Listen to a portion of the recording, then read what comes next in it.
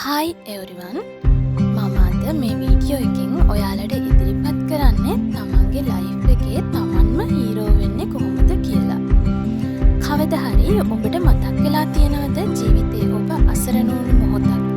අසරණ වුණු අවස්ථාවක කවුරුත්ම උදව් නොකරන මොහොතක්. ඔයාට පිහිට වෙන්න කවුරුත් නැහැ, අත දෙන්න කවුරුත් නැහැ, අහන්න අය නැහැ. අන්න ඒ වගේ අවස්ථාවක ඔබට මොලේට යන්න ඕන, ඔබට දැනෙන්න ඕන එක දෙයක් තියෙනවා. ඒ තමයි ඔබට පුළුවන්. ඔබ ඔබේ ජීවිතයේ නායකයා වෙන්න. ඔබ ඔබේ ජීවිතයේ හීරෝ වෙන්න. ජීවිතේ හැම අවස්ථාවකදීම තව අයෙක් ඔබව ගැලවීමට එන්නේ නැහැ. Taman ගැලවීමට Tamanම ඉදිරිපත් වෙන්න ඕනේ. අන් අයගේ උදව් ඇති වුණත් නැති වුණත් ඔබට පුළුවන් වෙන්න ඕනේ ශක්තිමත්ව දෙපයින් නැගී සිටින්න.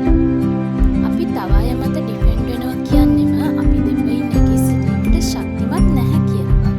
නිරන්තරයෙන්ම ඔබගේ විශ්වාසය අන් අය මත පතුරවන්න එපා. ඒ ඔබගේම හදවත තුළ පතුරවන්න. ඒ වගේම කවදාවත් ඔබව අන් අය සමග සංසන්දනය කරන්න යන්න එපා. ඊයේ ජීවත් වූ ඔබ සමග පමණක් සංසන්දනය කරන්න. එවිට ඔබේ සුභවාදී වර්ධනය ශක්තිමත්භාවය හඳුනා ගන්න පුළුවන් වෙනවා. සෑම විටම පසුවෙච්ච දවස් ටිකට වඩා දැන් වර්තමානයේ හොඳින් ඉන්න, උසස්ව ඉන්න පුරුදු වෙන්න. ඒ වගේම ජීවිතයේ කෙනෙක් තනි වෙන්න ඕනේ ඔහුගේ සැබෑ ශක්තිය එළියට එන්න. තනි වෙන හැම මොහොතක්ම හිටියටත් වඩා දහස් ගුණයකින් ශක්තිමත් වෙන්න. එදාට තමයි ඔයාගේ සැබෑම හීරෝ ඉපදෙන්නේ. ජීවිතේ අසාර්ථකතා ඇති වෙනවා. අසාර්ථකත්වයන් ෆේලියර් කියන්නේම අවසානය නෙමෙයි. එය නව ආරම්භයක් පමණයි. හැම අසාර්ථකතාවයක්ම ජීවිතේ තවත් අරමුණක් ලෙසගෙන ඉදිරියට යන්න පුළුවන් නම් ඔබ ජයග්‍රාහී කෙනෙක් වනුව අභියසම සිටින කෙනෙක්.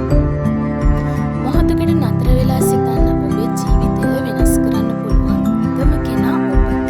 ඔබේ සිතුවිලි, ඔබේ පුරුදු, ඔබේ හැසිරීම මේ මොහොතේ යහපත් අන්දමට වෙනස් කරන්න පුළුවන් නම් ඔබ ඔබේ ජයග්‍රාහී මාවතට නොදැනුවත්වම අවතීර්ණ වෙනවා.